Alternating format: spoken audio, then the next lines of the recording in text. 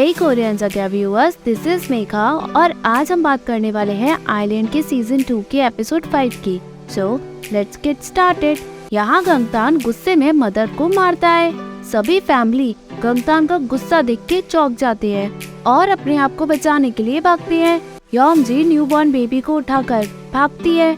जैसे ही सामने कार आती है, योमजी खड़ी हो जाती है। कार से लेडी जैसे ही बाहर आती है, धरती पे उसे न्यूबॉर्न बेबी दिखता है जो योमजी छोड़ के गई। वो उस बेबी को उठाकर संभालती है। यहाँ योमजी भागते हुए पेकजू के पास आकर कहती है, हमें यहाँ से अभी भागना होगा। पेकजू कहती है, मैं क्यों भागूं? ये मेरा घर है। योमजी कहती है, अगर आप भागोगे नहीं तो आप मर जाओगी। वो रोकर कहती है, अंकल गंगतन, मैंने ही आपके बच्चों के बारे में उन्हें बताया। चलो हम कहीं दूर चले जाएंगे ताकि वो हमें ढूंढ ना सके। पेकजू उसे खाना खाने को कहती है।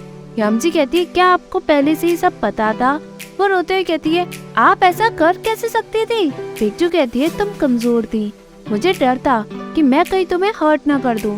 तुम्हारे पेरेंट्स की वजह से तो पहले ही बहुत हर्ट हो चुकी थी। तुम्हें देख के मुझे अपनी गलती का एहसास हुआ, जिससे मेरे दिल में आज भी बोझ सा बना हुआ है। इसलिए मैं तुम्हारे टूटे हुए दिल को जोड़ना चाहती थी ताकि तुम स्ट्रॉन्ग बनो। मैं तुम्हारा ख्याल रखना चाहती थी। गलती मेरी है, मैं तुम्हारा अच्छे से ख्याल रख ही नहीं पाई। अब मैं अपनी गलतियाँ कैसे सुधारूं? योमजी कहती है, मैं उसके लायक नहीं, जो भी आप कह रही हो। पेकजू कहती है, जब से तामरा बना मैं यही रही हूँ। तामरा क्यों बना पता है तुम्हें? क्योंकि उसे मेरी ग्रैंड मदर ने बसाया। जो भी है यहाँ वो उन्हीं की देन है। हम उसी जनरेशन से हैं और इसलिए हम उसे तब से प्रोटेक्ट कर रहे हैं। तुम अभी बच्ची हो, इसलिए इन सब से तुम्हें बुरा लगेगा जरूर, बट एक दिन जब तुम बड़ी होंगी तुम खुद ही इसे बचाने आ जाओगी। मैंने तुम्हें अपनाया, सोचा जो मैंने तुम्हें प्यार दिया तुम दूसरों को दोगी, यही मेरा ड्रीम है। योमजी रोते हुए भाग जाती है। तभी सामने गंगतान दिखता है। वो पेकजू को मारने की तरफ बढ़ता है। योमजी उसे रोकने की कोशिश करती है और कहती है, मुझे सभी टोल हारूबांग के बारे में पता है, मुझे पता है वो कहाँ है, आपको सिर्फ मेरी जरूरत है। गंगतान कहता है, क्या उसने तुम्हें लॉ ऑफ कैजुअलिटी के बारे में नहीं बताया? मैं भी बच्चा ही था, वो दर्द मेरे पूरे शरीर में ऐसे था मैं कुछ बता भी नहीं सकता। उस वक्त पेकजू थी हमारे साथ। जिन बच्चों ने अपने पेरेंट्स को खोया उन्हें मार दिया गया, ये तो मर्डर हुआ ना। वो सब जानती थी, लेकिन तब भी उसने अपनी आंखों में पट्टी बांध ली। अब उसे अपनी गलती का खामियाजा भुगतना होगा। योमजी रोकती है। गंगतान कहता है, ठीक है मैं नहीं जाऊंगा, वो खुद आएगी। मैं तो भूले क्या, तुम भी इंसान ही हो। वो योमजी के सर पे हाथ रख के कहता है, मैं तुम्हारी चॉइस की रिस्पेक्ट करता हूँ, सो अब तुम्हें भी भुगतना होगा। योमजी गंगतान को डर की निगाहों से देखती है। यहाँ मीहो सोकर उठती है। उसे डियर दिखाई देता है। वो डियर के पास जाती है। ये मीहो का सपना होता है। वो उठकर बाहर देखती है। उसके अंदर से सेंट की एनर्जी जगती है। वान भी उसे उठकर देखता है।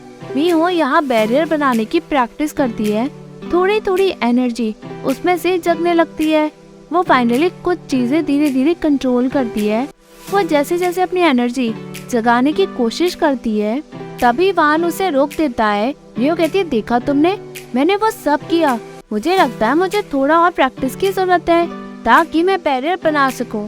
वान उसे रोककर अपने साथ ले जाता है। मीहो कहती है, रुको तो, मैं बैरियर अब शायद बना सकती हूँ, रुको ना। दोनों रुक जाते हैं। मीहो कहती है, मैंने कहा ना मैं बैरियर बना सकती हूँ। वान कहता है, रहने दो, कोई जरूरत नहीं है। वो उसे खींच के ले जाता है। मीहो वान का हाथ छुड़ाकर कहती है, बताओ ना क्या हुआ, तुम कुछ बताते क्यों नहीं? रहने दो। वो जैसे ही दोबारा प्रैक्टिस के लिए जाती है, वान उसे फिर रोक देता है और कहता है, मैं नहीं चाहता कि तुम गायब हो जाओ। यहाँ पेकजू अपनी ट्रेडिशनल ड्रेस पहनी होती है। फाइनली वो गंगतान के डैन में पहुँचती है। गंगतान यहाँ पियानो बजाता है। पेकजू उसके पास पहुँचती है। यहाँ जियोवानी भागता है। उसे लीचेस दिखती है। वो अपने पैरों से उस लीचेस को मारकर पेकजू के घर पहुँचता है, पर पेकजू वहाँ नहीं होती। वो उसे हर जगह ढूंढता है। यहाँ गंगतान कहता है, वेलकम पेकजू। वो अपने सिंहासन पे बैठता है। पेकजू कहती है, मुझे मेरे बच्चे वापस चाहिए। गंगतान कहता है, देखते हैं। पेकजू कहती है, हाउ डेयर यू। गंगतान अपनी पावर दिखाता है। पेकजू कहती है, मेरे बच्चों को इसलिए लिया ताकि तुम मुझे ये घटिया ट्रिक दिखा सको। गंगतान कहता है, बच्चे? अजीब है, कितने बच्चे तुम्हारे पास बचाने के लिए? बट मैंने गिना ही नहीं कि अब तक मैंने कितनों को मार दिया। एटलीस्ट तुम एक को तो बचा ही सकती हो, जिसे तुम रोज देखती हो। वो यमजी को अपनी एनर्जी से पास लाता है। वो यमजी का गला पकड़ता है। यमजी कहती दादी आप भाग जाओ, यहाँ से चली जाओ। बेगजू कहती छोड़ो इसे। गंगतान यमजी का कस की गला पकड़ के कहता है तुम्हें पता है मैं क्या चाहता हूँ?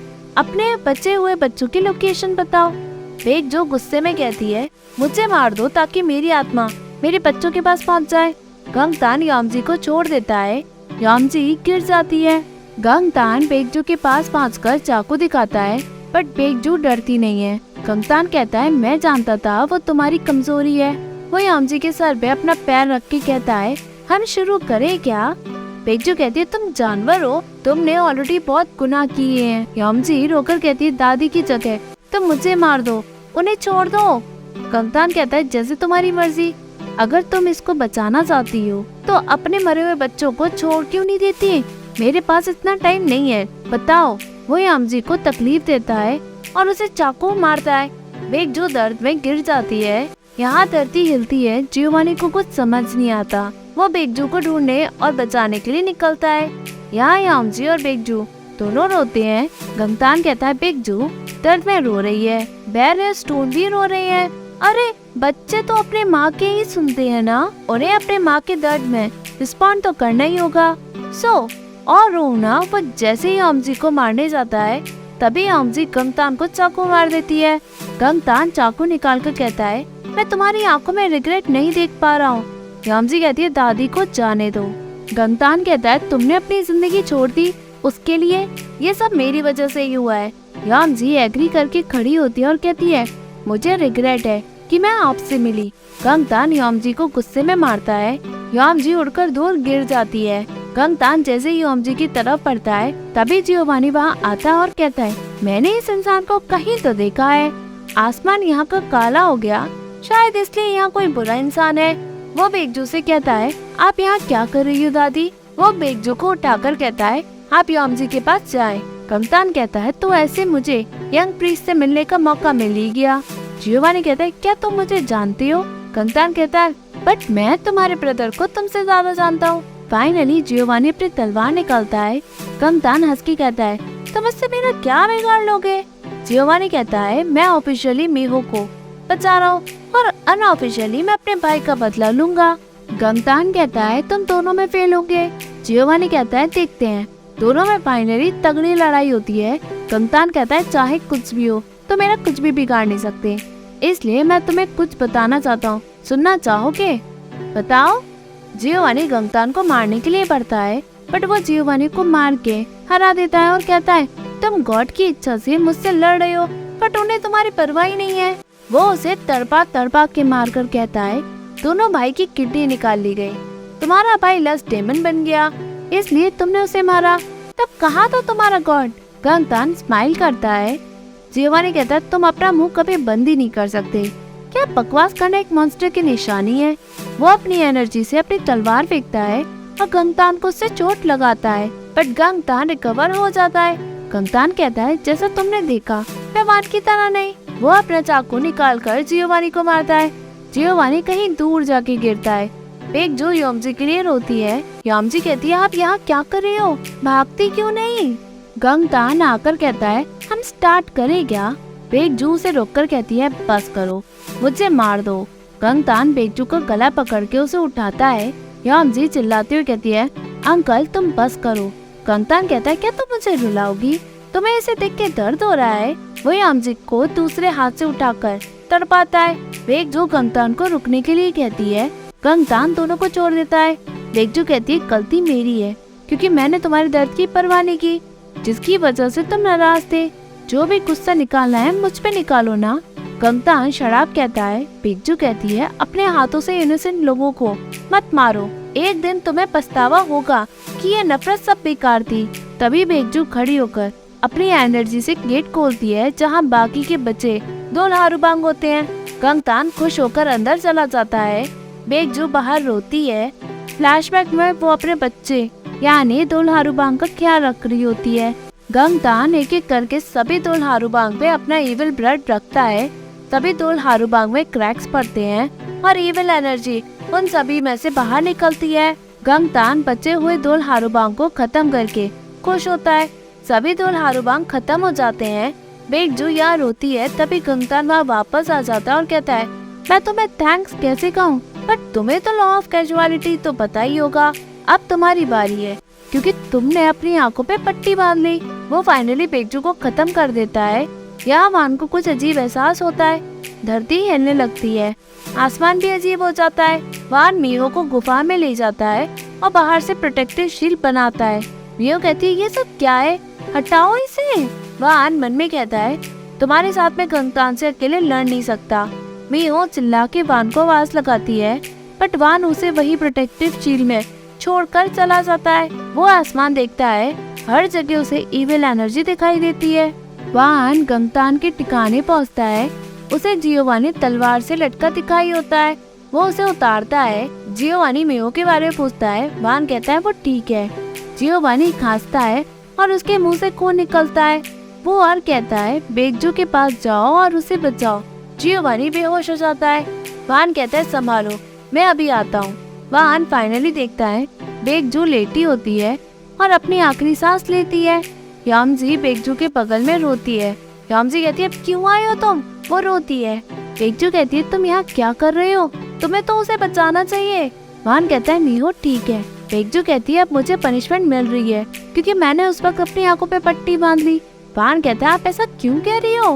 बेगजू कहती है, मुझे बस तुम्हारी और इसकी चिंता है। मुझे तुम्हें अकेला छोड़ के बुरा लग रहा है। वान कहता है, सब ठीक हो जाएगा। फाइनली बेगजू खत्म हो जाती है। यहाँ मीहो प्रोटेक्टिव शील्ड छूती है, वो टूट जाती है। यामजी और वान दोनों बेगजू की डेथ पे रोते हैं। वान कहता है, ऐसा मजाक मत करो।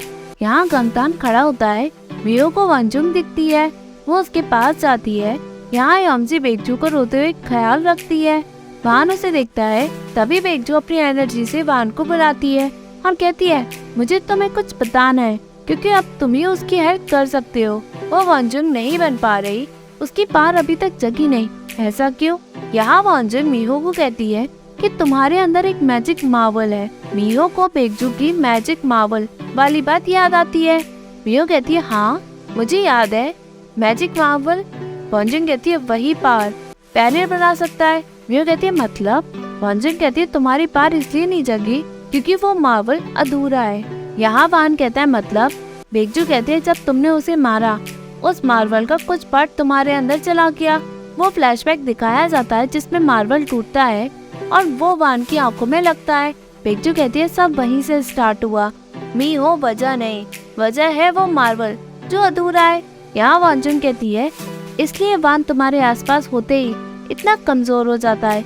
जब तुम दोनों एक दूसरे को छूते हो तब वो मैजिक मार्वल पूरा होता है, उसे वो भी मिलता है जो उसने खोया। मीहो कहती है, उसने क्या खोया? वंजुंग कहती है, उसका दिल, उसका प्यार तुम्हारे लिए।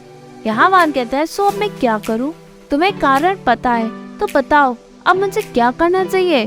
बेगजू कहती है, तुम्हें चूज करना होगा।